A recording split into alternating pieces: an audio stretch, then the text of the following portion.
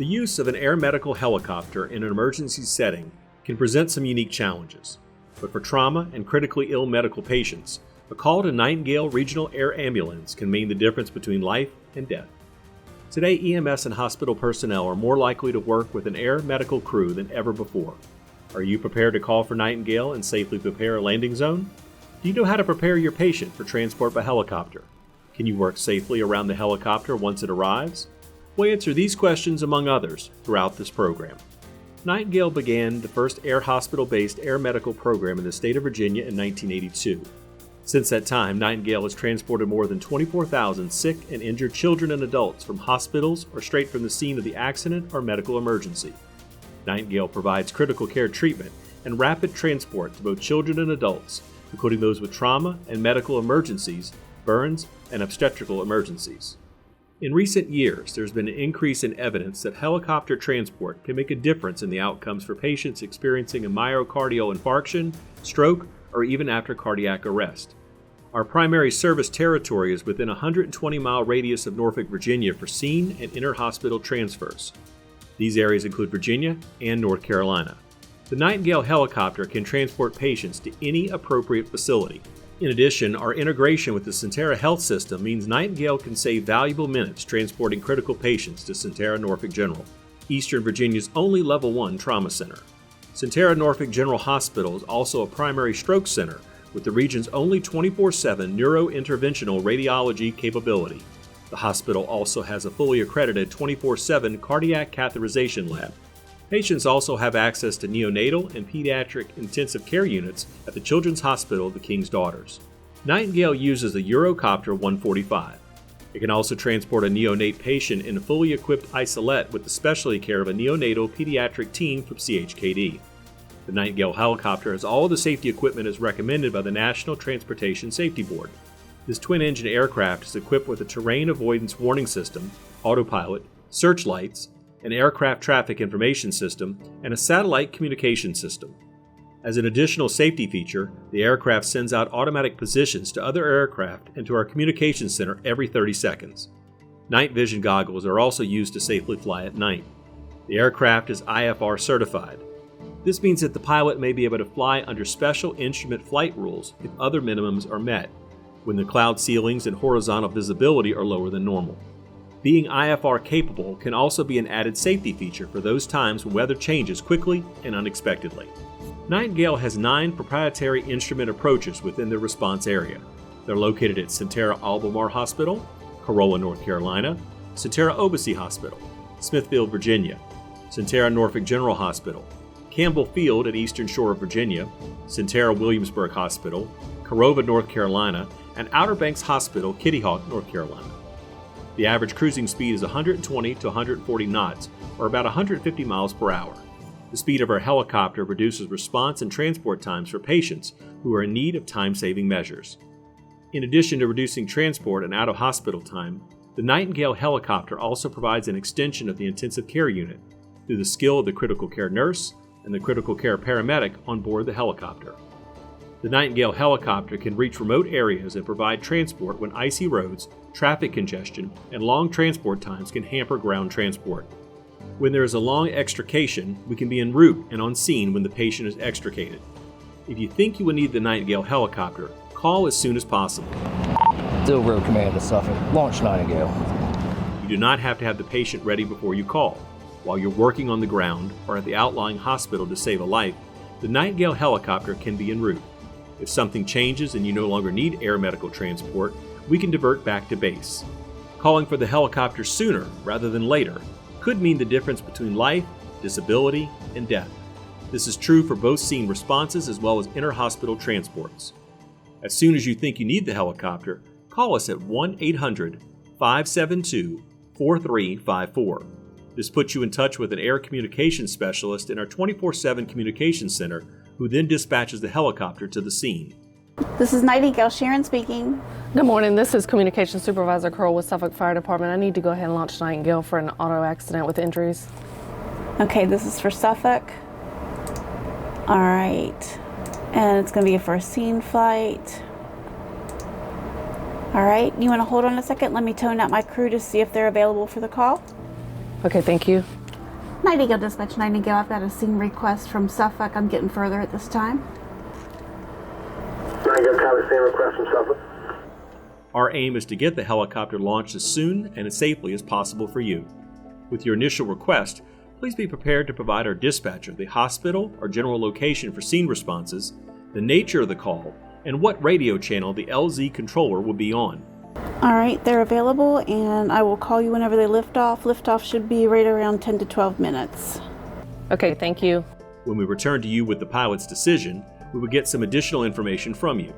This allows us to get the helicopter en route to you as quickly as possible. Once we have the pilot decision to you, we would take any additional information you have, such as radio frequency and coordinates for the scene response, and any additional patient information. Patient information is helpful, but not necessary since we have everything we need at all times. Okay, and can you tell me where the LZ is going to be? I'm waiting for other information when you have. 10-4, standby. The process is essentially the same for inter-hospital requests, except we would need to know your destination up front. If you do not have an accepting physician at the time of your request for Nightingale, but you know that you will shortly, the Nightingale crew can get the helicopter in the air while you're working on those arrangements. For inter-hospital transports, we do not need a radio frequency or coordinates, since we'll be landing on your helipad or designated LZ, but we do ask that you notify your security of our ETA so they can ensure our safe landing. It is important to mention here that if a patient is on an intra-aortic balloon pump, Impella, ECMO, or any other specialty device, we'll need to know that prior to liftoff so we can load our device. Keep in mind that although we're IFR certified, we're still unable to operate in thunderstorms, icy conditions, or heavy fog. Our pilots routinely monitor the weather, and we will accept or turn down a flight based on the current forecasted weather between your location and the receiving facility. If there's a question as to whether or not we will fly, call and we will inform you of the decision. If we cannot fly because of weather, we will inform you of that after your request is made. While it's possible that another helicopter will be able to accept the flight if their different route provides better weather, we want to make sure that all other local helicopters are aware of our findings.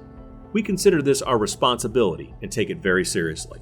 If you choose to call other helicopter programs yourself, we only ask that you make sure that the other programs know that we've already turned it down so that a pilot-to-pilot conversation can take place if necessary. Safety is our number one priority, whether or not we can do the flight ourselves.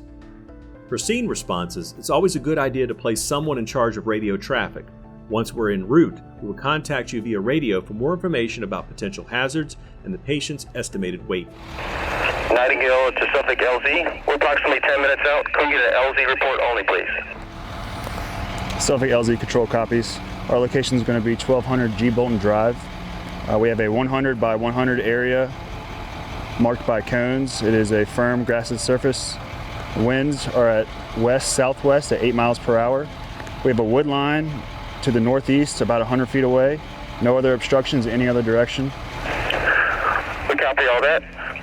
As a reminder, keep all personnel away from the aircraft at all times. We'll approach you when it's safe to do so. Nightingale's clear. Suffolk LZ control copies. For hospitals, you can expect our communications center to contact you with our updated ETA once we've lifted off from Norfolk General Hospital. In addition to the EMS personnel providing medical care on scene, there's one additional important role for the on-scene requests, the LZ controller. The LZ controller will have the responsibility of setting up a safe landing zone. We require an area which is 100 feet by 100 feet during the day and somewhat larger at night. The LZ should be clear of all obstructions such as people, vehicles, trees, poles, and wires. We cannot see wires very well from the air, so please tell us about any wires in the area. This includes wires not only around the perimeter of the LZ, but also any wires we may encounter further out on our approach. Keep in mind that we could approach from any direction depending on the direction of the wind. Wires can be especially difficult to see at night.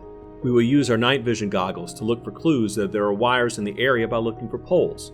Remember that the LZ must be level or with a very slight slope. When assisting the helicopter with landing, position 4 orange cones approximately 100 feet apart. This is about 100 paces. The helicopter will land in the center of the cones. These cones can be used at night as well, using any flashlight, which you can place under each cone to slightly illuminate it. Since Nightingale uses night vision goggles now, white lights are not only not needed, but they're also highly discouraged. Strobes from a purchased LZ kit are fine, but not necessary. Please just make sure they're not white lights. It's also helpful if you nose in the ambulance, so when the ambulance doors open, the pilot's night vision will not be an issue. Please do not use flares or any flammable material around the helicopter. We also request there be no smoking within 100 feet of the aircraft. Communicating with the pilot and the medical crew on board the helicopter is extremely helpful, and in most cases, mandatory. Ground-to-air communications will be established as soon as possible. Typically, the flight crew will contact the LZ controller 5 to 10 minutes prior to the expected arrival time. While in flight, Nightingale can monitor and communicate on multiple radio frequency bands. LZ Control, Nightingale, copy. Do you have a patient weight? He's 81 kilograms. Keep in mind that if a pilot sees a more appropriate LZ, he may choose to land there instead.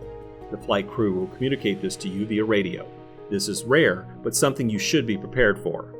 If at any time you feel the LZ is not safe, tell the flight crew to go around. The pilot will stop and fly away from the LZ and wait for further direction from the LZ controller.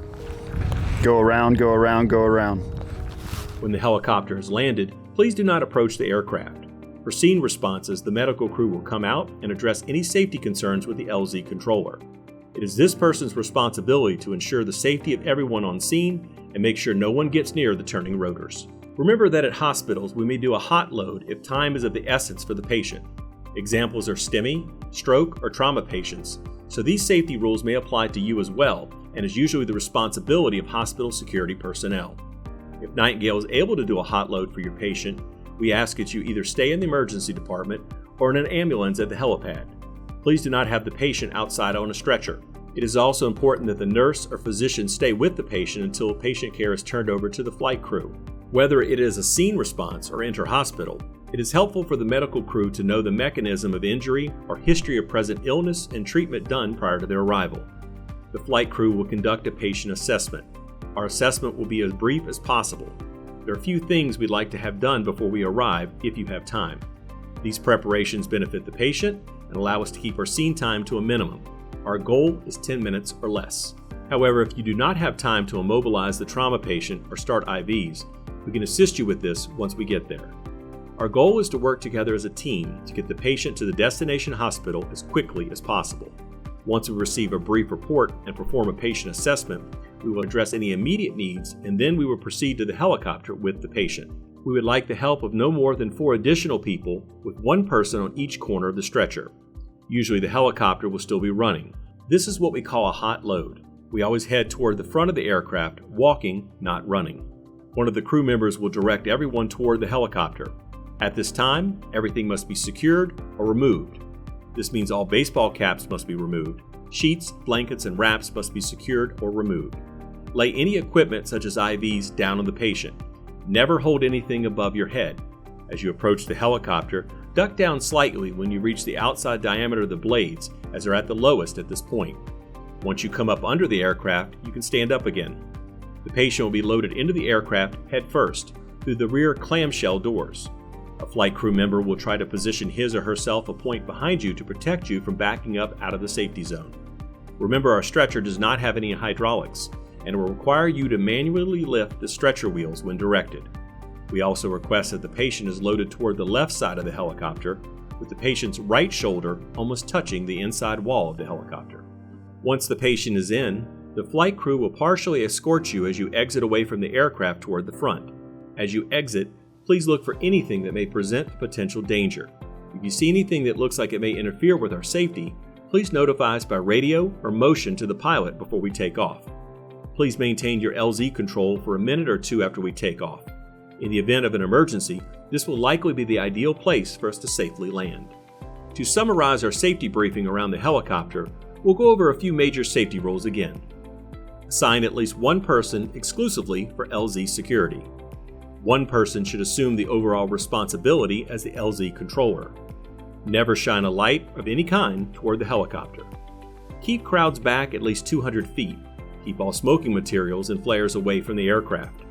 Secure any loose equipment, including blankets, sheets, turnout gear, and hats. Do not approach the helicopter except under the direction of the flight crew. Keep items low, hold nothing above your head. Do not go past the rear doors of the helicopter. The flight team is responsible for loading and unloading equipment. The flight team will also direct the loading of patients. Do not run towards or away from the helicopter. So what we're going to do is, in order to load, we're going to load hot with the aircraft running. I will take the feet. I'll have two of you both at the head, one on one side, one on the other. As we get close to the aircraft, I will come in and make the angle move to the back of the aircraft. Our goal is to get this on the deck. Since Nightingale has been in operation, we've maintained an exemplary safety record. We rely upon all of you to help us maintain that record. If the Nightingale Critical Care Team is assisting you with an inter-hospital transfer of a critically ill patient, our crew would need a bedside report upon their arrival. Depending on the acuity, transitioning your patient to the flight crew's equipment and further stabilization could be a lengthy process. Please don't be alarmed if our team members titrate, initiate, or discontinue infusions. They may even administer additional medications at the bedside. We operate on a standing order set from our medical director, and sometimes changes are needed for the transport environment. Once en route, we will continue the care that you've initiated for the patient. The medical crew will utilize their critical care standing orders to ensure that the patient receives the most advanced treatment possible, even before they arrive at the receiving facility. We understand that you'll be interested in the outcome of your patient and the flight. Please call us at 757-388-2500, and a crew member will be able to tell you how the patient is doing. Of course, if you have any questions in the meantime, please do not hesitate to call our communications center at any time so that they can get you connected to the right person to answer your question. Thank you for trusting us to provide the critical care transport for your patients.